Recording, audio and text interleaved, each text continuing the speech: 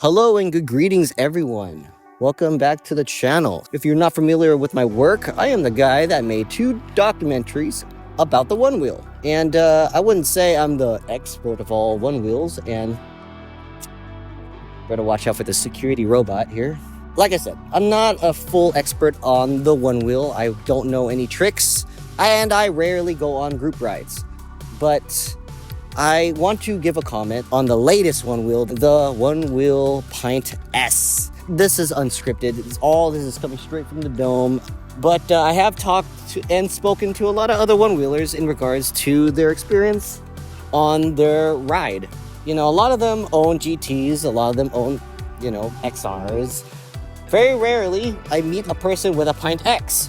I don't care what people ride, and I just find it fascinating that the Pint X is rarely seen in the wild or rarely discussed. Finally, we get a device that is more attuned to the Pint X market, and it looks like it's primarily a one-wheel Pint X with upgraded accessories, and you got a new tire. But currently, I own a Pint X and it's decked out with an enduro tire.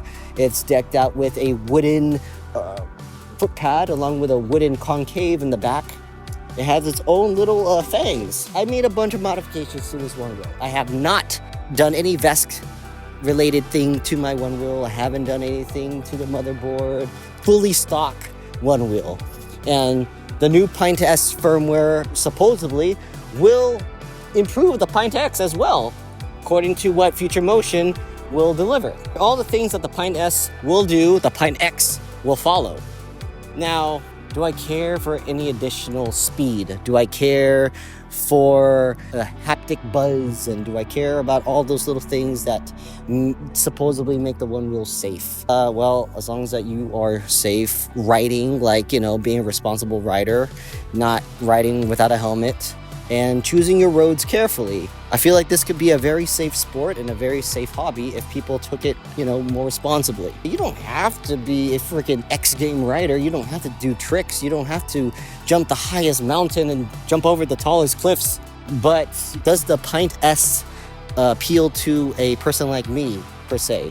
No. Only because the Pint X does everything that is needed for me. I have explained this in my previous documentary in regards to why I chose the Pint X, how it fulfilled a purpose and a need, and it still does that to this day. Every ride I go on, every riding session I do, it performs all the tasks needed to get my journey onward with, on a riding session. According to what Future Motion said, it can hit 20 miles per hour. Okay. The Pint X can only hit, 18? I can barely hit 18 now. Hopefully this firmware update will allow me to push it a little bit more. Here's the thing about firmware updates for me, and I haven't really spoken about it to, in any of the documentaries I've done. I have not updated my Onewheel at all.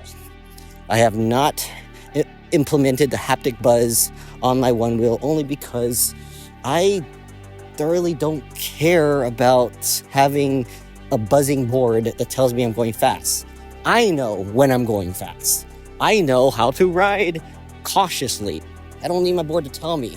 Having the pushback is more than enough for me to understand when I'm going fast. Now with this new latest firmware update, it's gonna be inevitable to avoid the haptic buzz. So I might have to download the haptic buzz firmware, and then when the new firmware comes out, I will likely have to, get it. According to what the Pint S is going to deliver along with its firmware, it's going to have custom shaping. And custom shaping has been something that I've been intrigued about. I love the aspect of custom shaping, and I want that for my board. I want to have the ability to at least, have the option to give more power to the board. And if it gives me the ability to go faster, that'll be great. And I don't need to get the Pint S to do that. Okay, good. Thank you. I mean, so far from what I know, the Pint S is practically a Pint X. I'll stick to the Pint X and keep that and get that firmware. So I'm very glad that's coming for free. No paywall, no nothing. So that, that's my own opinion about it. Is there a good reason that they made a brand new board with additional accessories with a new name? I don't know. I'm not part of Future Motion. I'm just a very active person in the Onewheel community as an average rider. If I have the opportunity to increase my board's ability to go fast, I'll take it. Now, there is the other side of the argument. Why not just VESC your board? There's a brand new Pint VESC version that you can implement onto your board. A Pint X can now go faster than 20 miles per hour. I'm open to the idea. One day that my board will die and, I will have a new board, or I will just VESC it. That's the only reason why I will probably VESC when my board is completely dead. There's a lot of options. There's a lot of opportunity.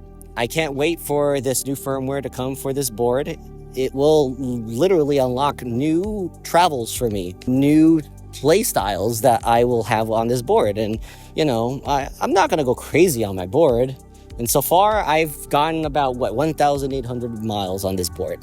And I don't plan on stopping. And I hope that all you feel the same in regards to how you treat your boards and how you experience your journey on this whole Onewheel ride that we all on.